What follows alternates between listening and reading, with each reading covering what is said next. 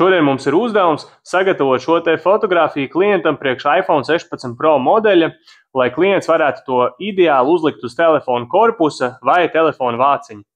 Parādīšu jums procesu, kā tas notiek. Kā jūs redzat, jau fotografija ir izprintēta, un tagad mums tā ir jāsagatavo speciāli priekš iPhone 16 Pro modeļa. Šajā posmā teorētiski mēs to varētu sagatavot priekš jebkura cita modeļa arī vēl.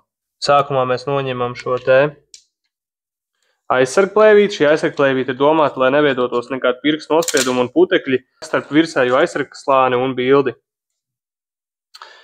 Un tagad mums tas virsējais aizsargslānis jāpielīmē klāt pie bildītes ir.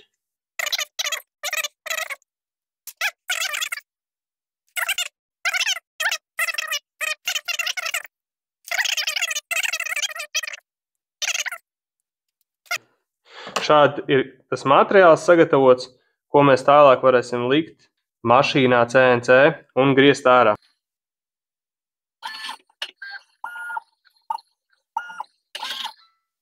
Un no gatavā griezuma šādi te no formas mums ir jāizņem ārā šī fotografija.